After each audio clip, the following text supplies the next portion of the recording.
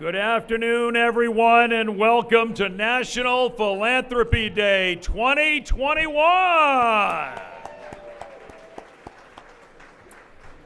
By way of introduction, my name is Steve Raleigh. I'm the Chief Meteorologist at 9 News, and it's a pleasure to be here with you today and act as your MC. Honestly, it's almost a double pleasure for me. It's always nice speaking to people who, well, don't have the opportunity of changing the channel while I'm talking. My job up here for this first bit is going to be, well, I guess almost like Henry VIII, as he said to each one of his wives, "I won't keep you long." But I will keep you long enough to talk about the great celebration and dedication and impact of the many volunteers, donors, and nonprofit organizations across the community. This year, we are thrilled to welcome our guests, of course, here at Rheingeist and virtually at offices and homes across the tri-state. If you haven't already had the chance, please take an opportunity to review today's program.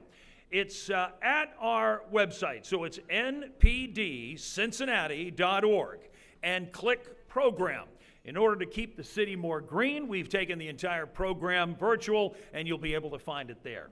Now, our theme is Philanthropy Today, Brighter Tomorrow, and it seeks to remind us that change doesn't happen immediately. To build a stronger community tomorrow, the work, it's got to be put in today, right?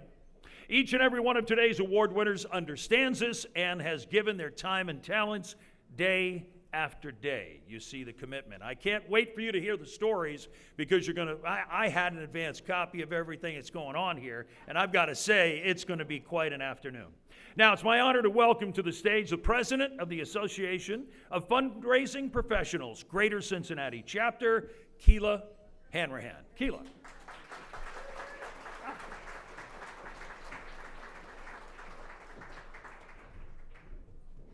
Hello, everybody. On behalf of the Association of Fundraising Professionals, Greater Cincinnati Chapter, welcome to National Philanthropy Day. We weren't able to gather in person last year, and this is one of my favorite days of the year, and I'm so glad that we can be back together in person. And for those of you that are joining virtually, we're glad that you can be a part of the event as well. So, philanthropy. Every single person in this room plays a different role in making Greater Cincinnati a better place. Whether you're a donor, a volunteer, or a staff person, we thank you for your commitment to Greater Cincinnati and to our communities. Today's event would not be possible without our sponsors. The Association of Fundraising Professionals would like to thank our Changing Lives sponsors, Movers and Makers, and Prestige AV Creative Services, and our Providing Hope sponsor, PNC Foundation. AFP is especially, yes, let's give them a round of applause.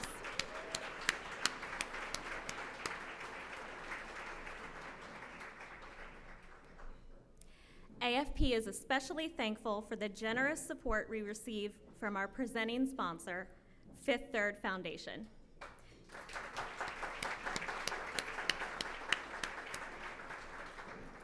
This champion of philanthropy has sponsored this event for the last 10 years, and we are grateful for our partnership with the Fifth Third Foundation. Now it's my pleasure to introduce Heidi Jark with the Fifth Third Foundation, our presenting sponsor.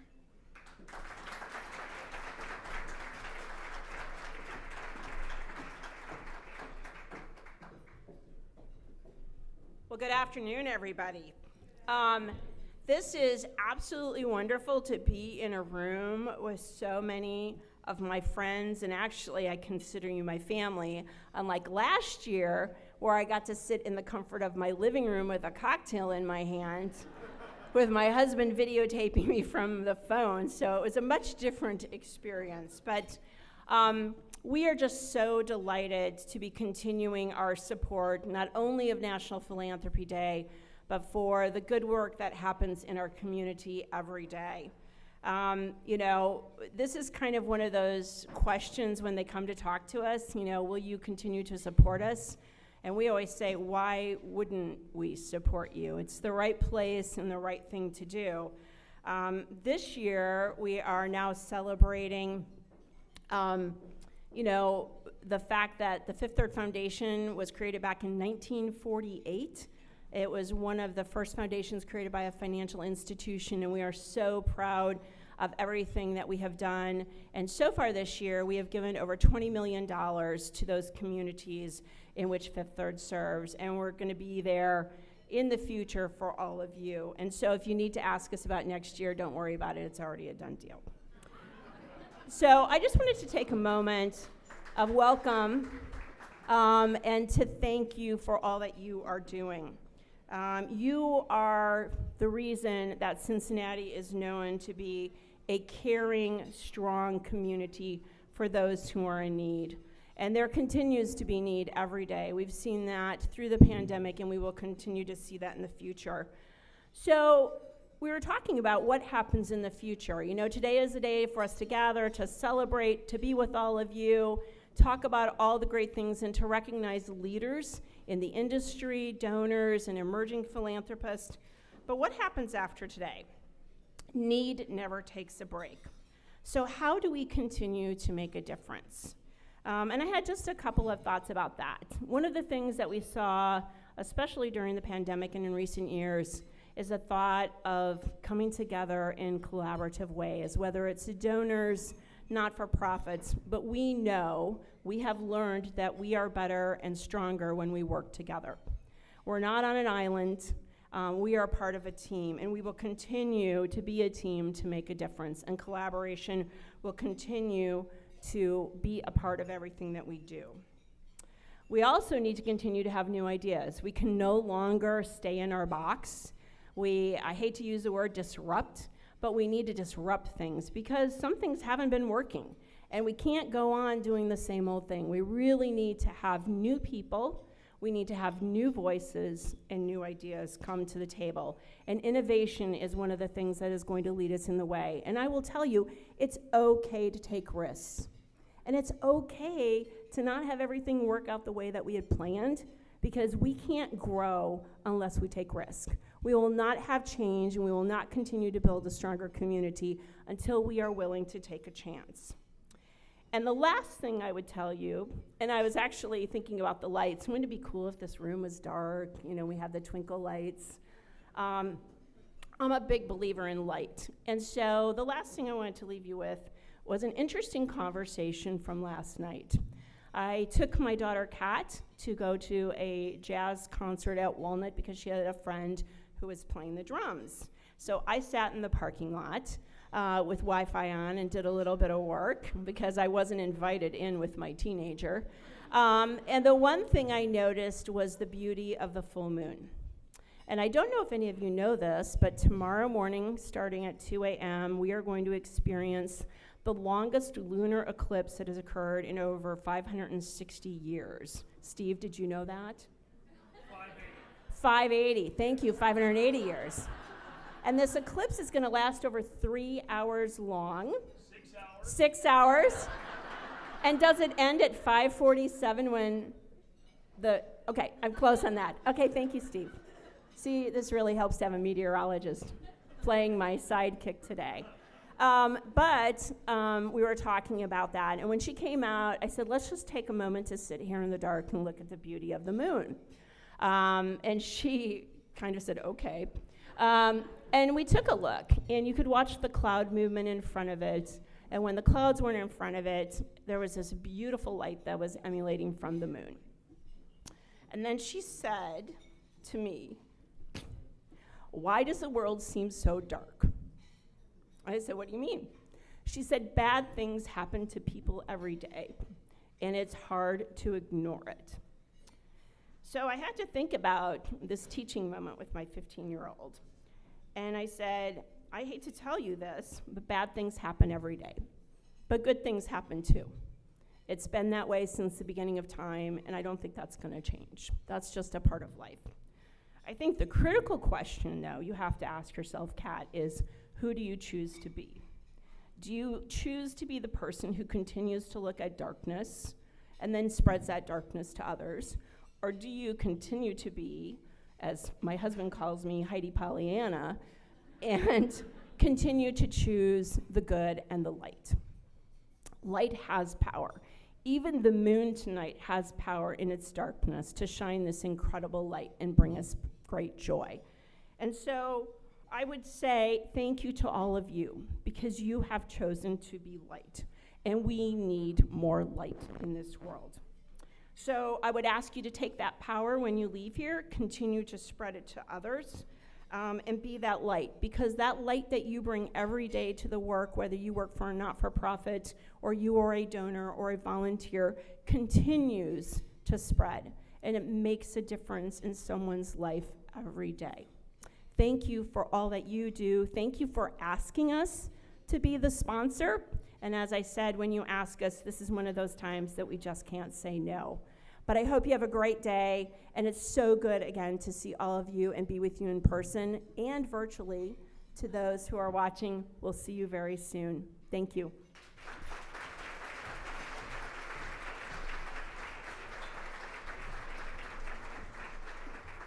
What a way to start an afternoon. Once again, nice round of applause for Heidi, please. What nice words.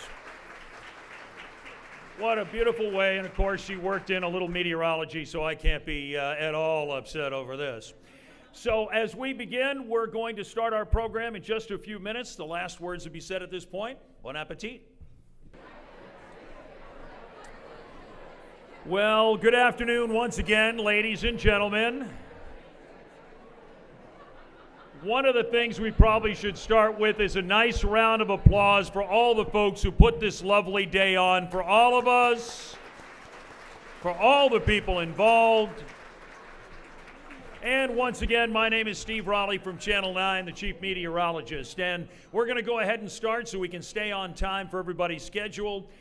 Funky's Delicious Meal coming around now. And as they do that, maybe considering what I heard Heidi say and so many people have been talking about, this former altar boy, maybe I can start as we begin the program with just a couple of words about a story about a kindly nun who was coming right down here by Findlay Market. She was just minding her business, and she looked over to the side, and she saw a man down on his luck. He had tattered clothes and a beard and kind of hunched in the doorway. So she squeezed open her little purse there, and she took out a $10 bill and just handed it to him and whispered, "Godspeed." Well, about 24 hours went by, knock at the convent door. She happened to be the one to open it. When she opened it, it's the same gentleman, the tattered clothes, the beard, and before she could say a word, he hands over a $100 bill and said, "Here you go, sister. Godspeed, paid 10 to 1. So I think the message is clear, and everybody in this room today for National Philanthropy Day understands. And now it's really a pleasure because we're getting to the program, and I'd like to introduce to you a couple of people who are honorary co-chairs, Jorge Perez and Moira Weir. I think the reason why I did that is because I don't have these on. Hold on. Now, the world is much brighter. Jorge Perez is a nationally recognized nonprofit leader, CEO, manager, and a director of large, complex organizations. He's an accomplished strategic thinker, program innovator, fundraiser, and mission champion. He currently serves as the president and CEO of the YMCA of Greater Cincinnati. Moira Weir is the president and CEO of the United Way of Greater Cincinnati. She's the first female leader in the organization's history and has been recognized both locally and nationally for her exceptional leadership and work with children and family. Now, in 2020, Moira received the Vistage Member Excellence Award for leadership recognition from her Vistage Cincinnati peers for standout leadership and exceptional impact on her peer group, her business, and her community.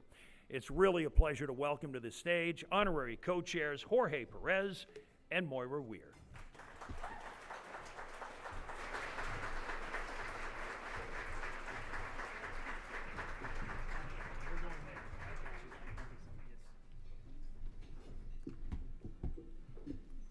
So, Moira, did you know we were going to give a speech? No. We thought about practicing a couple of times, but we said, you know what, let's just get up there, ask each other some questions, and that's what we're going to do. So I'm going to get us started. And Moira, you spent 30 years in Hamilton County Jobs and Family Services before joining the United Way. What appealed you to make that transition? Well, thank you, Jorge. I can't wait to ask you questions. But I would say, really, for me, I had the honor of really working in the community, and I was a frontline child welfare worker for many years. I worked in public assistance, and I got to see every day the challenges that our families were making. I mean, difficult challenges, prioritizing basic needs and things of that nature, heart-wrenching. And I thought, would it be really exciting if we could maybe collectively come together and think about how do we disrupt the systems. I liked what Heidi said in a constructive way about really breaking down barriers for families, and I thought this could maybe be the opportunity. Absolutely, and as we've already heard, out to a great start. So. Thank you. So Jorge, my turn. You returned to Cincinnati, the Cincinnati Y, after 10 years in St. Louis at the Y USA. So tell us why you decided to do that. Yeah, so my career with the YMCA started in Dallas, then went over to Indianapolis and Cincinnati, then went to St. Louis, then at YUSA in Chicago, and finally my wife's like, that's enough. Let's go back to a city we've lived in, and Cincinnati became an option, and of course we came in a hurry. My oldest daughter's a graduate from UC, youngest daughter just graduated from Miami. Great place to live, great place to be with friends. And we're glad that you're here. So Moira, what surprised you about the United Way? Well, I think that the first thing was the generosity of the community, which I shouldn't really be that surprised after spending so much time here, just that how people really rallied together, particularly over the last 18 to 20 months. I was thinking back about this, and Ellen Katz, I don't know if she's here, she and I had worked together at the Children's Home, and we collectively came together really early on to think about how we could come together in terms of supporting our community. And because of all you, we collectively were able to raise dollars and get those back out. So I just think I'm continually in awe of the generosity of organizations, how we think about how we can change things, take risks, but also the generosity of everyone, not only in this room, but in our community, both from a volunteer perspective or a philanthropy perspective. Yeah. So, Jorge, the Y has been in Cincinnati for more than 165 years. Well done. Yeah. What has remained constant, and what should the community know about the Y in the future? Well, first of all, if you've been a member that long, thank you for your membership with the YMCA. An organization that's old it goes through a lot of changes. The Young Men's Christian Association is no longer just for men or boys, and it's not just for Christians. It's for everyone, for all.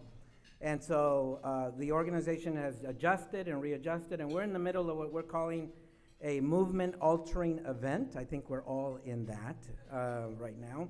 And so you can expect a continuation of that rhythm. What will stay the same is our interest in helping people reach goals, make connections and friends, and also be part of a cause bigger than themselves. Moira, you have been very intentional, speaking of change, of listening to the community, and that's been a significant part of your strategy. Why is that an important part of your strategy? Well, like many of you know, it's so important to listen to those in the community that are touched by the challenges. And we did that as a frontline child welfare. You have to do that in child welfare. But also, when you are in these systems, you see the inequities. And there's nothing more heart-wrenching than to see a child be removed from home when they really shouldn't be, or someone applying for public benefits and having to jump through all of these hoops to get those when they just need some help in a non-judgmental manner. So I think the more that we can think about coming together and listening and really co-create solutions for families is really the way that we're going to achieve system-wide change, and always remembering that families are at the core of what we're doing, and individuals, and then honoring and having humility with their journey and not passing judgment. So I'm excited as a community what we can accomplish together. Absolutely. So what has been the best kept secret about the YMCA? That's a hard one to answer because of the different programs that we offer and how people engage with us. But I'm going to build on your co-creation idea. At the YMCA, we have individuals that really build their entire lives around the Y. So they're kids at the Y, they swim at the Y, they compete at the Y, they lose weight at the Y, they bring kids and drop them off because they can't stand them at the YMCA. And that's what they do. So the co-creation happens at the individual level at the YMCA, and I think that's the best kept secret. Yeah, you guys are doing great stuff. Moira, the United Way is going to change the way it invests in its community. In fact, there's a really good article in the material today. Tell us a little bit about what that's going to look like. So I actually think Heidi, and not realizing, set the nice stage, because it really is about risk. And it's a huge risk when you turn things upside down. And I think the community is really asking us to turn things upside down, all of us, in terms of how we approach our work and how we think of things differently. So we're really excited about bringing all these different partners together and thinking through what's the best solutions for families. Again, co-creating with the community about what the needs are and making sure we're being very intentional. And then we're all kind of working towards the same goal in terms of really helping improve the lives of those around us. Yeah, love that, love that. So now, Jorge, how is the Y showing up differently for everyone in the community? Well, one of the genius of the YMCA is every YMCA is designed for that community. We have this kind of undercurrent ideas, swim lessons, for example, but we might do them differently at one location over another. And so you may have some significant senior services in one community. In one of our YMCAs, we deliver programs for children with autism, as an example. And for those kids that want to go camping out in the woods, we have programs for them as well. So we'll continue to do that kind of work as well. Moira, 2022 is upon us, believe it or not. What is the new stuff coming down the pike for the United Way? Well, like all of you, it's been a rough, year, so I think we're all tired. I was in a call last night with somebody that's in a different part of the country, and they said, I'm just exhausted. I think everybody's exhausted. It's also a time of energy and hope for families. We've been going through a rigorous strategic framework process, which we've just completed, and part of that is the investment model that you're seeing, but also how we're going to use the McKinsey Scott gift that would be layered around the investment model, particularly about really thinking about disruption of systems and transformational change, which was her intent when she gifted us those dollars. So we're going to be excited to unveil that in 2021. Cool, thank you. So you just completed your strategic plan. We were just talking about that. So what services are you most excited about? Well, we were actually mid-stride in the strategic plan when the world fell apart. And we stopped what we were doing, and then we picked up the conversation middle of last year. We just completed that effort. And I think what I should start by saying is what survived is that original mission of the organization to create environments where people grow and develop and strengthen. But you can expect us to do new things, different things. For example, our Zumba classes online will continue and expand. Today, as we speak, we may have as many as 150 seniors taking silver sneakers using Zoom. So that group has taken to Zoom. We had to teach them a few things. So we'll continue to do that, and we're looking at how we support individuals with mental health support services, a lot of equity work as well, and so we'll continue to do more of that. I might join one of your Zumba classes. There are many volunteers and supporters and nonprofits in the audience today. What words of wisdom do you have for them? Well, I don't know if it's words of wisdom. I would just say, first of all, gratitude. And we couldn't do any of this work without all of you and all of you that support our organizations. Also, I've always been super lucky to work with amazing people, both within the organization and also my colleagues across the community. And I just think that is just how lucky I am oftentimes when I get to work with such brilliant people. But really, thanks to all of you for being here. Thanks to you, those of you that are joining us virtually. But really, thanks for everybody that's really committed to changing things so that everyone in our community can thrive in the way that they would like to thrive. Absolutely. And so, Jorge, how do you see the nonprofit community working together to make a brighter tomorrow for Cincinnati? Well, I think one of the things we learned during the pandemic is that it's not a single person sport. It takes a team. Many of us advanced our mission and preserved our work because we leaned in to other partners. The YMCA could not have done what it did the last 18, 20 months and what it proposes to do forward without working with others. So we need to share, we need to continue to do that, share trust, share our work. We talked about sharing our voice and bringing that voice together, and then sharing our impact. And I think that's one of the things we learned during the pandemic.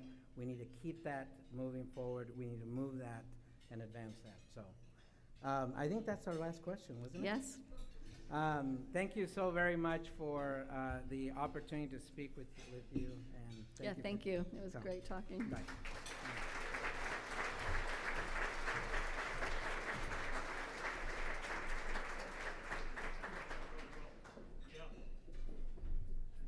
I was just saying as they walked off, I said, what a great format that was, huh? Going back and forth like that, that was quite nice indeed.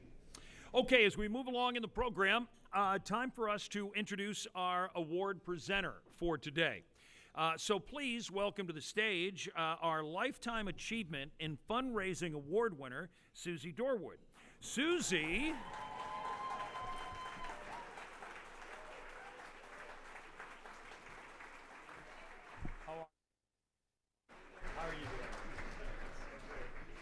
Wait a minute, you can't go on until I got some nice words here. Hold on. Let me get these out. Somebody wrote them for a reason. Hold on now. All right. Susie and I know each other well. So Susie was presented with her award last night among her fundraising peers at our VIP reception. The Lifetime Achievement in Fundraising Award is presented to an outstanding fundraising executive who has demonstrated exceptional leadership and commitment to the fundraising profession and philanthropic community. Susie is a shining example of a fundraiser who has the commitment and mission driven to bring brighter futures for several organizations, including Le Soup, the YMCA, the St. Rita's School for the Deaf. Ladies and gentlemen, Susie Dorwood.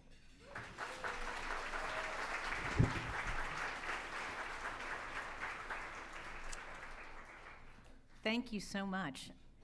For those of you who may not know me, I've officially retired, maybe still dabbling in a couple things, but I have changed my license plate from Raise Money to Love Cincinnati. It should give you some idea of how proud I am to have been a critical part in so many organizations here in Cincinnati and how much I love our community.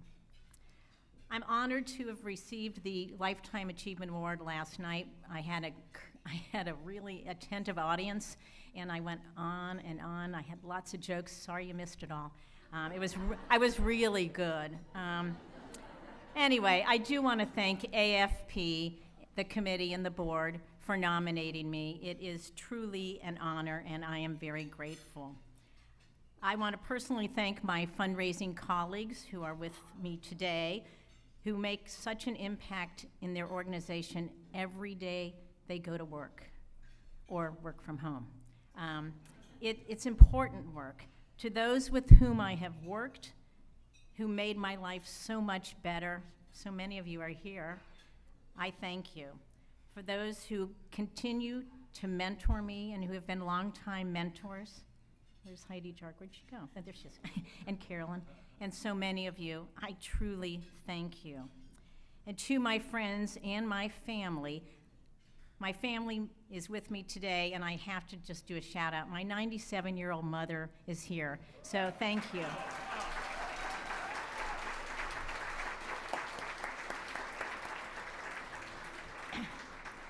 It makes you thankful every day. What a blessing. But I want to thank my family and friends because they stood by me the last 40 plus years, helping me stuff envelopes, helping me run an idea for a special event, making displays, doing whatever they could to help me achieve this award, I think. So my 40 years as a fundraiser make me proud, especially now that I have time to enjoy the fruits of my labor.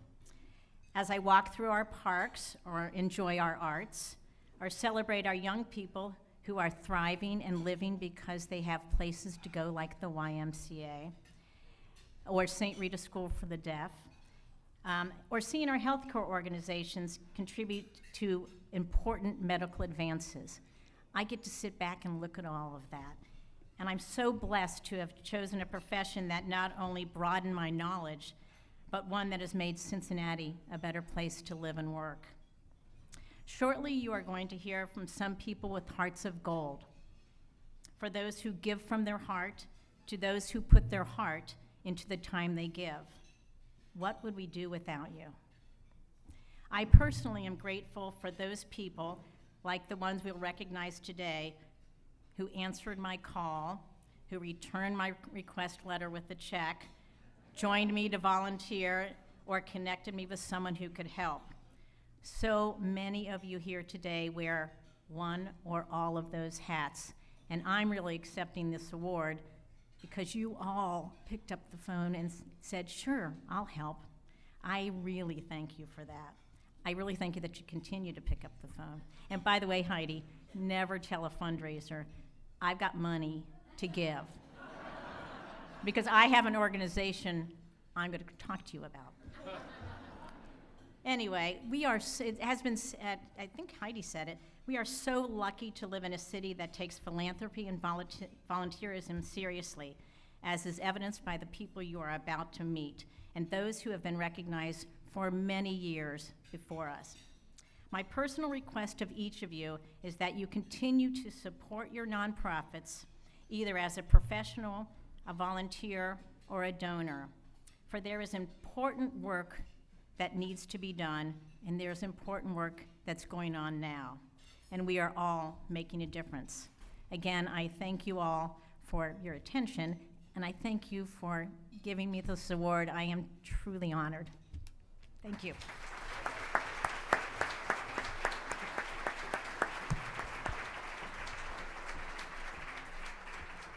Yeah, the good ones never take any credit. That's the thing, right? You always see that. Okay, our first award is going to be presented to a corporation or foundation that demonstrates outstanding commitment through financial support, innovation, and through the encouragement and motivation of others to take leadership roles toward philanthropy and community involvement.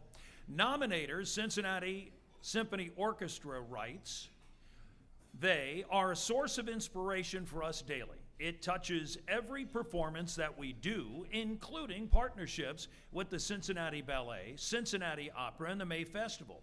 We're proud to be their arts partner in supporting the year-round work for Cincinnati's performing arts community. We're pleased to recognize the legacy foundations of Louis and Louise Nippert as the 2021 Outstanding Corporation Foundation of the Year. Please, the video.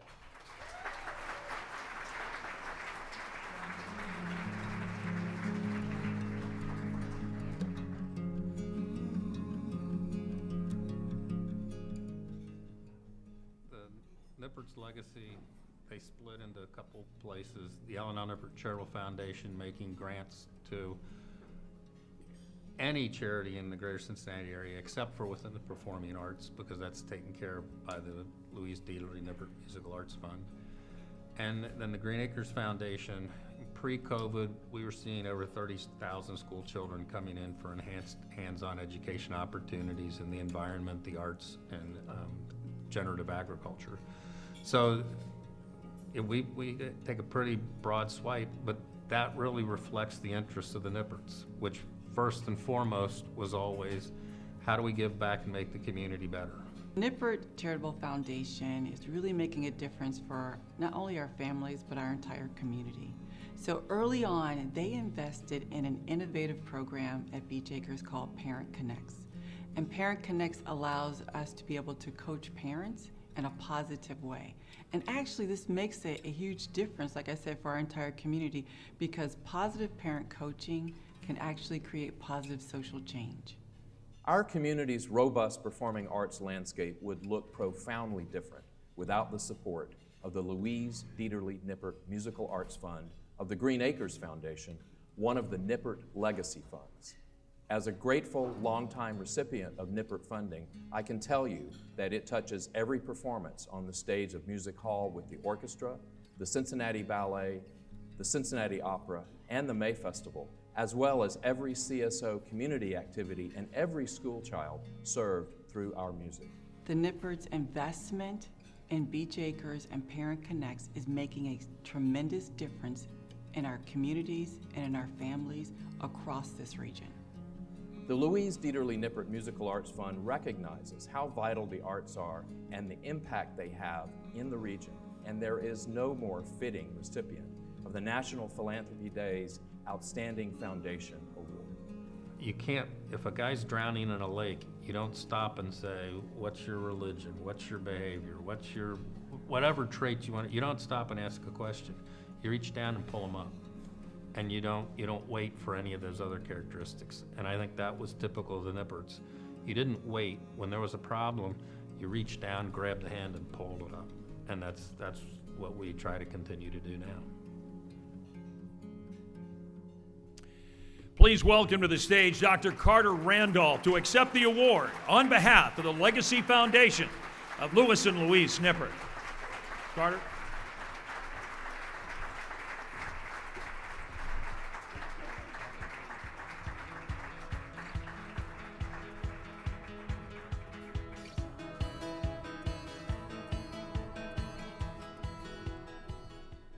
Thank you on behalf of the trustees and associates of the Nippert Legacy Foundations. We're very grateful for this recognition. Over the years, we've tried to do the things that the Nipperts put in place and get us to follow through with. We're very grateful for the symphony nominating us and Beach Acres. Both of those organizations make Cincinnati a better place. And in the end, that's what the Nipperts wanted to do, so that's what we keep trying to do. Thank you very much.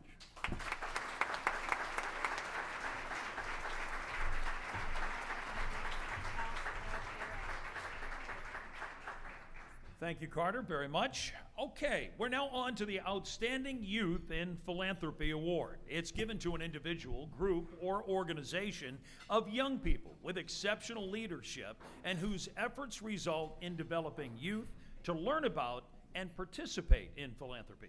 This year's presentation is bittersweet as we present the Outstanding Youth in Philanthropy Award posthumously to Mitch Stone.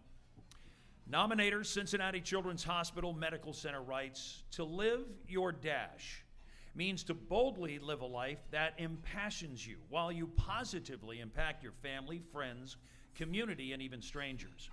In Mitch's short time on earth, his contribution to serving others and his community will forever be his legacy. He'll be remembered not only for his accomplishments, but how he treated others with kindness and compassion." Let's hear more about Mitch.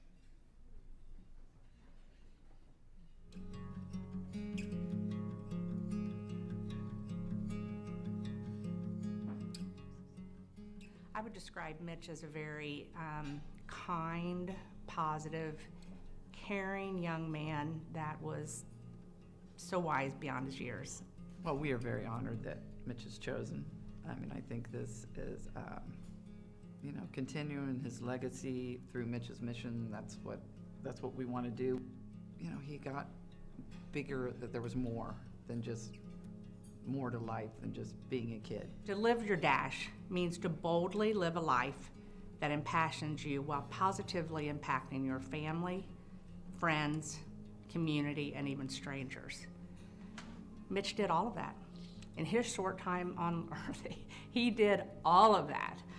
He did it with passion, with purpose, and he was always thinking about others. We just built a brand new critical care tower at Cincinnati Children's. It was built with the help of our patients and families. Mitch was at the first meeting before, when it was just a thought. It was just a thought. He shared his story. He reminded that group of architects, engineers, staff, the reason why we were going to be doing this. The impact, just walking into that new building and seeing the size of the patient rooms, the lighting, the things that kids can do. He was all part of that. He was all part of giving that feedback. I mean, he had the experience, and from that experience, he did something so good. Mitch was very humble. I mean, he was given a lot of attention since his diagnosis when he was 11 and his relationship with the Bearcats and all that. But he also was very humble about it. He didn't particularly like all the attention, but he handled it very well, especially when he became spokesperson for Mitch's Mission and Playdate with the Bearcats. He was on camera a lot, and he didn't really like the focus on him, but he knew that was important to accomplish the mission. The monies that he raised with the Mitch's Mission went to kiddos that were going to cancer camp. That camp is so important. So for so many survivors, for patients in treatment, just gives them a chance to get away for a week and just be normal. Well, we want to continue that mission of sending kids to camp. That's what we do. And there's a lot of great organizations locally and obviously nationally who do cancer research, and The Cure Starts Now comes to mind. And there's great organizations, but ours was always, because of Mitch, how it's really started for us, because of Mitch's experience with the Bearcats. He was giving, he was in the locker room. Nick and Mitch were in the locker room that season of 2009. They were hanging out with the players, and it was so much fun for them, and it just was a natural fit. It's like, okay, let's provide that same experience for other kids. I think everyone hears about what Mitch did with, the University of Cincinnati football team, and, played it with the Bearcats and through his foundation and everything. But, as like a person, he was just like cared about society a lot, and like a lot more than I do, or like most people, So, I think when you find those people, you should like hang on to them in your life. And he was just a very special person, and I think his legacy will live on forever.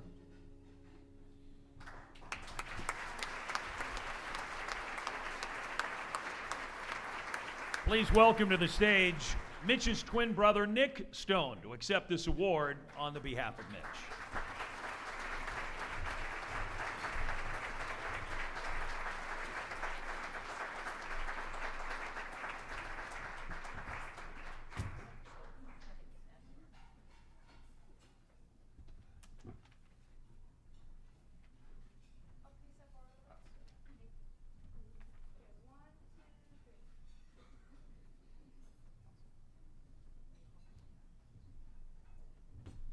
How's everyone doing today? Good. I want to thank the Association of Fundraising Professionals for organizing this event, the National Philanthropy Day 2021. I think a lot of people know about his organization, Mitch's organization, and his relationship to the University of Cincinnati. But I kind of want to explain a little bit more of his backstory. Because I think it's super special and not a lot of people got to know him personally. I will be accepting the award today on behalf of my brother, who succumbed to complications from his cancer in January of 2021. I believe I was chosen by my family to speak because Mitch was my twin brother, and I spent time with him more than anyone else. 9 months, exactly.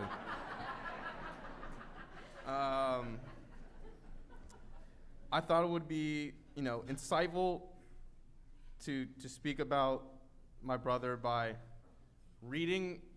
He killed me for this, but reading some of his school journal entries from 2006 when he was 9 years old, because I think it'd be just super fun and something to look forward to. So brace yourselves. I know it's not necessarily on par with Charles Dickens or Hemingway, but I still think there's some words between these pages that are pretty wise. So here, I'll start with the first. I'll make this pretty brief, but his first one from March 19th, 2007. I would like to visit Cleveland, Ohio, because I want to see the city. I think it is very cool and exciting. Now, to show the kind of guy that Mitch was, he could have said Aruba or, the Caymans or something, but he was a very authentic and simple person, and he was very modest in how he acted, and he definitely led Mitch's mission in that way, too. And he was never really the one to showboat, and he was, like my mom said, he was extremely humble, and one of the most humblest persons I've ever came across in my life. And I think sometimes, simple aspirations can be fulfilling, like going to Cleveland or something. The second one I think is pretty good is, let's see. I like this one. This is from September 3rd or 5th of 2006. I daydream about, hold on. Yep. Oops, sorry, real quick. I would like to visit, no, wrong one. That's the wrong one, sorry. He said, why is sleep so important? Because you can rest, and sometimes you have bad dreams, and sometimes you have good dreams. But most of the time, I have good dreams. So this one I think was pretty important because Mitch was definitely someone who could focus on the good and bad, but he decided to focus on the good, and I don't think a lot of people do that in this life. And you know, he thought focusing on the bad was truly a waste of time and energy, and I think people, especially involved in philanthropy, can do those things pretty well. So I'm gonna wrap it up by saying I think he had a lot of wise words in his young life, and I want to again thank the AFP for presenting a marvelous award ceremony and congratulate all the today's winners. And I want to say one quote, and it's one of my favorite quotes from Abraham Lincoln, and it's not the years in your life that are important, but it's the life in your years. And I think my brother definitely had a really important dash in between his life. So I want to thank you today, and have a beautiful day.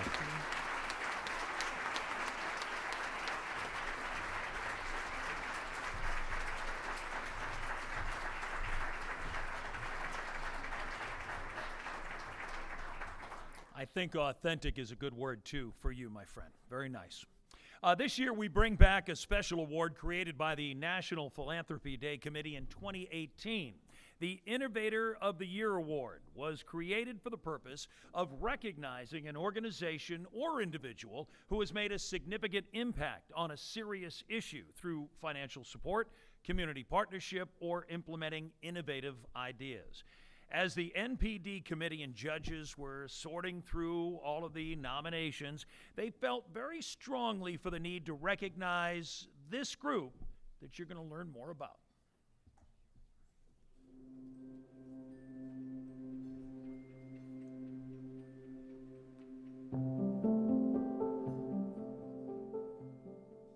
Black Empowerment Works really is a reimagining of traditional philanthropic giving structures.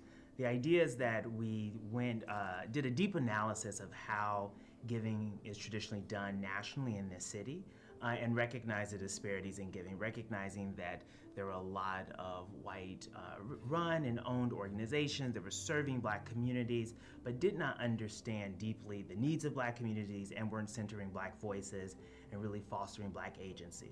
I don't think we ever hit a bump that was going to stop us from doing what we were going to do.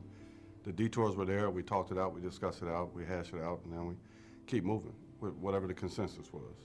So instead of trying to operate within traditional structures, we said, well, what if we just create our own structure? And what does that look like? And operating from a new template that is from top to bottom to top, right to left, is rooted in equity, equity of voice, equity of experience, rooted in building capacity within the Black community, recognizing that there's a lot of talent in the Black community, a lot of ideas. I think a key thing, we were determined that we were not going to fail in this new initiative. We were just like, okay, people thought this was different. Well, we're going to be different. We're going to show you why this can work. Having philanthropic organizations look at their structure that as they're awarding grants, and that was one thing about Black Empowerment Works. We want our grantees to be able to apply for these bigger, or not bigger grants, but additional grants, but not have those barriers that are already set in place because of systemic systems. And so that is one thing that I think as a group is we understood the lack and the disparity of grants given to Black organizations, and it has to be taken up by the root. And so that's something that Black Empowerment Works did. So. I think there were gaps, and Black Empowerment Works came to fill those gaps. We tend to be more on the receiving end than the designing end, and this gave us the power to design what we know would work best for our community. And we had a great supportive team, not only within our own group, but without Janae Bradley and her group and really leading us and talking us through the process and getting us day by day all the way to the end. I think they pushed us further than we thought we could have been pushed. My biggest reason for participating was self-determination, and I believe that that is a characteristic of the Black community that's not always highlighted. So my goal in this program continuing is that it gets bigger and better, and that snowball rolls and rolls and rolls.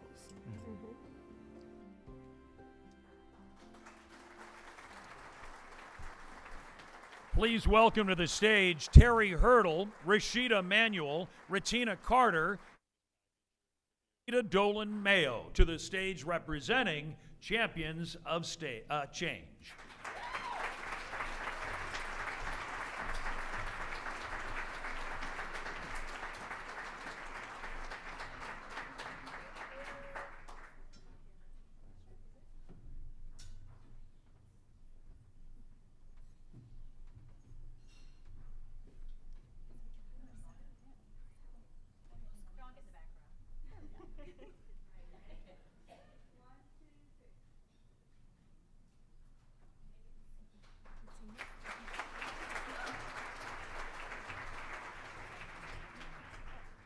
Well, thank you so very much for this recognition. You all may not know this, but over 1,000 hours were put in collectively across this entire group that put this together. Earlier, Heidi talked about taking a risk, and Moria talked about, doing something different. Our amazing leader, Janae Bradley, who's back there, she challenged us to do that. And so throughout the entire year that it took us to bring this grant together, we are so, so thankful that we stuck it out, that we made it through a pandemic. And none of that could have been possible without the former United Way leadership under Ross Meyer, and then also under the courageous leadership under Moira. So thank you so much. The work continues. Thank you, guys.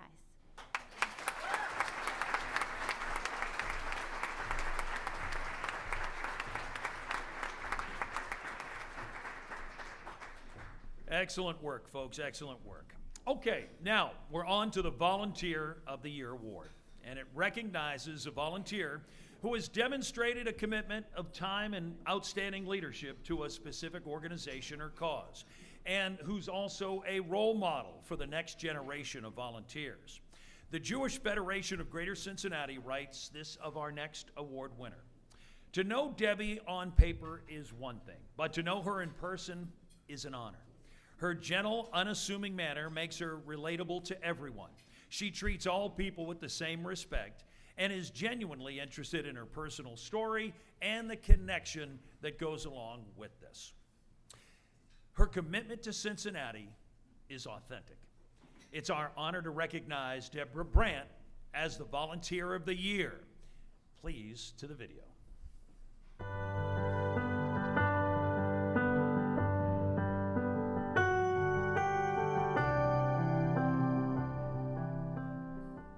What it means for us when you have Debbie as a volunteer, it means that you have a goal, you take action, you get things done, and you've got a great partner to help you. Debbie's one of those people who, if you ask her advice, not only will she give it, but she'll roll up her shirt sleeves and help you make it better. And so Debbie is a personal friend, and I asked for her input, and she started making magic happen really early on. So I asked her, and I was thrilled and honored that she said yes to be on our board, and she quickly became one of our founding board members, and she remains on our board. We're celebrating 16 years, and Debbie has been there for almost all of them. Yeah, everybody's working so hard in this community. I mean, there's so many people that want the best for our kids, for example. And you can't do that in a silo, right? Everyone from the government all the way to, the school teachers need to be talking to each other and working together and listening. And so I do believe connection is number one. She inspires others because her approach is one where she listens, she hears all of the feedback, and then when she speaks up, she has something really significant to say. And I think people really gravitate towards that and appreciate her leadership style because she doesn't want to be the loudest voice. She wants to hear from others, and I think by listening to people, by caring about people, by having relationships with people, people want to connect with her and be involved in what she's doing. The organizations and what they do, of course, come first, but the people that work in these organizations are everything to me. And if we have a good partnership and we have fun and we're getting the job done, that to me is the biggest satisfaction. I think what makes Debbie so wonderful at what she does as a volunteer is because aside from the fact that when she says yes, she gives 100%. You know, there's a lot of people who sit on a lot of boards and you can tell that it's clear that they're doing it for some external reason other than the cause. And there isn't one thing that I've ever seen Debbie do that she isn't motivated 100% by the cause, the people who are going to benefit. She's just, I guess, she's the most authentic person I've ever met. Well, I think I do want to say that I feel truly blessed to have partnered with the organizations that I have so far in my volunteer career, and that I have met the extraordinary people that I have, because I do feel appreciated, but at the same time, I'm so grateful to them.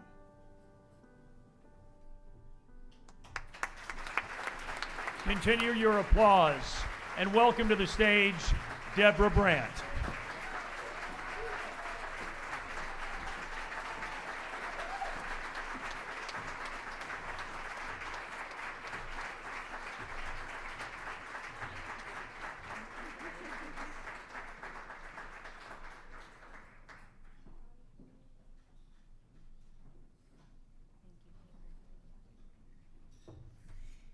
Well, that was a lot of me, so I'll keep it quick. I'd like to thank the Association of Fundraising Professionals for honoring me in this way. I've been to this luncheon many times to watch mentors of mine receive awards, and never in a million years did I assume I would be up here. There have been times at the luncheon that I've been frantically typing on my phone something that one of them had said, because I have had the privilege of working with so many inspirational people. And congratulations to the other winners today. Amazing group to be honored with. And I want to thank those that nominated me: the Jewish Federation of Cincinnati, the Mayerson JCC, Most Valuable Kids, the Wolf Center for Holocaust and Humanities Center, and of course to the Cincinnati Ballet. It's been a privilege to work with all those organizations. I also want to thank my family, my husband Jody, who is quite a volunteer himself, has led many organizations, and I continue to learn from him all the time. And to my parents, my mom who's here today, who taught me everything I know. And one more thank you to my husband for bringing me to Cincinnati and for raising our girls here. It's been a privilege. Cincinnati is an amazing place to call our home. Thank you very much.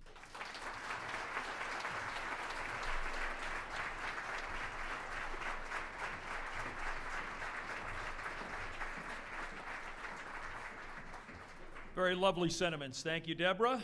Okay, now we move on to the Philanthropist of the Year Award, presented to an individual with a record of exceptional generosity, who through financial support has demonstrated outstanding civic and charitable responsibility, and who encourages others to take philanthropic leadership roles in their community. CET has to say this about the Schlachters. The region, is a better place because of the generosity and time that only Rosemary and Mark Schlachter can offer. CET is a better place, an organization. It's a better city to live in because of the quiet, humble, and dedicated support from Rosemary and Mark. We value their shared belief that, like CET, educational and art-based opportunities should be made free and accessible to all.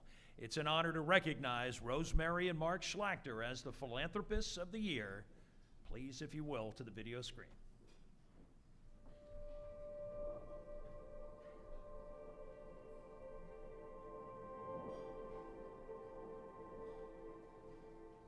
I think that, they're genuinely concerned about our lives in the community, and organizations that can impact those lives or tell stories that remind others how wonderful our lives are. They're genuinely just really good people, and I think they really care about making a difference. The first time you meet them, it's like you've known them, and that's not true for a lot of people you come in contact with, but they are. And they're very humble, and I think they appreciate what we do, and you sense that. So I think it's I'm working along with you to help you achieve your mission. I'm not going to be standing in the sidelines and putting my name on a piece of paper to say I'm associated with you. I'm actually involved with what you're doing, and I want to connect, and I want to be able to help you. Philanthropy is the one thing you can do with money that never gets old. No matter what you buy, eventually it feels old, and the thrill is gone. But the thrill's never gone by giving your money away to help people, to do something meaningful and impactful. And if you have something, you are amongst the lucky, and there are so many needs, so why not share it? Because again, you cannot take it with you. So I think both Rosemary and Mark are just so genuinely interested in our organization, many organizations around the community, but they're just so involved. They've supported us for over 30 years, and that support is not just financially, it's with their time. Well, one of the benefits of having Mark as a trustee is we get Rosemary. And Rosemary has an excellent reputation in the fundraising community, and she has been instrumental in helping us have a successful Chatfield of Dreams annual fundraising event. She was with us on that very first one about 4 or 5 years ago, and we've had several since then. And at one point in time, she chaired the event, sort of pointed us in the right direction about how it should be organized and what we need to do to have a success. And she's still active in it. We'll have our next one in March of 2022. But Rosemary is the contact point on the committee when it comes to creative ideas, exposure in the community. How do we promote what we want to do? How do we reach a lot of people and communicate what we're trying to raise our funds for? So if it weren't for Rosemary, I don't think we'd have nearly the success we have had in the past. I always tell people to give until it feels good. That's beyond give till it hurts. That's beyond that. So give till it feels good. And giving is an investment. True. And you get returns on your investment. So yeah, the ROI is very nice. I stress philanthropy is for everybody.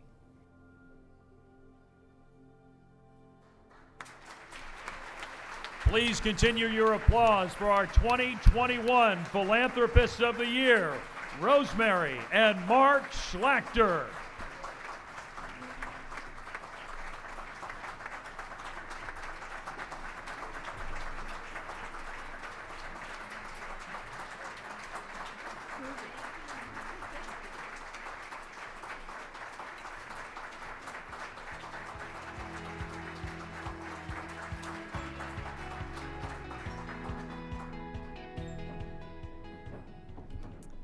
It's so much fun to be receiving the award with my good buddies, my pards, my peeps, like Susie and Carter and Debbie. We've endured a lot for many decades together. All of us in this room are the luckiest people in the world to create, to quote Barbara Streisand and Susie, talked about luck and how lucky we are.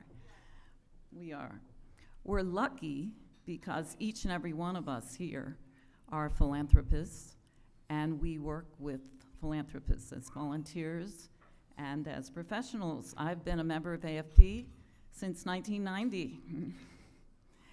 So thank you, and a special thank you to my dear friends at CET, Dan Verzi and Sue Ellen Stubing, and Kitty's here, and all my endorsers, thank you. And Mark has a word to say as well. It's overwhelming. But there's so many philanthropists that we don't know about, whose names aren't on buildings or the names of programs or awards. And, well, one I can think of who would be an unexpected and certainly appreciated philanthropist was a black barber who in 1877 gave $20 for the construction of Music Hall. $20 from a black barber in 1877 was a gift far exceeding what you could logically expect from that person. And that's still happening today. I have a friend who's a pharmacy tech for one of the large corporate pharmacies in the country, and despite working 40 hours a week for them and holding down 2 other part-time jobs, this friend still qualifies for housing assistance. So that's an issue. But it's a stressful job, and she relieves her stress getting off of work, getting in the car, and listening to WGUC. One night during the fall, she got off work, a stressful day, got into the car, and WGUC was in their fall fundraising campaign. And yes, I am tearing up. She says, they do so much for me, I have to do something for them. Conrad Thede recently got an envelope with $25 in small bills in silver from my friend. She's also giving more than you can logically expect. And I'd like for all of us to take some time to think about appreciating all these people who are giving beyond their means. And yeah, they're giving till it feels good, until it feels better. Thank you.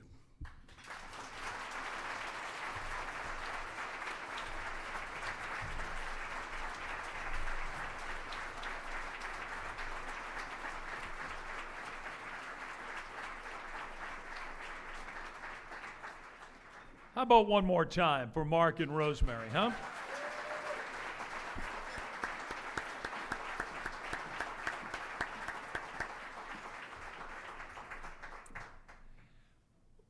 Words here that were written are really on point for today. I don't know who wrote them. I want to read them verbatim because they really made an impact when I was getting ready to be up here for today.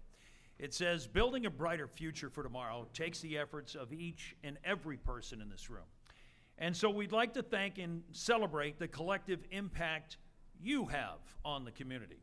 When all of us, volunteers, donors, corporations, foundations, agencies, join together, we change lives and make this world a better place. If you've been asked to join today's celebration as a friend of philanthropy, we'd like you to stand so we can thank you and give you a round of applause. So if you take a moment, please.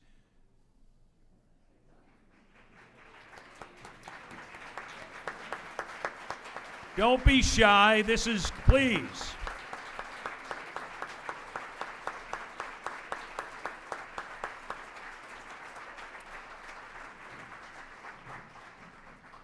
There's always a reason, a little gem in the bargain. Let's take a look at the video of what you've done.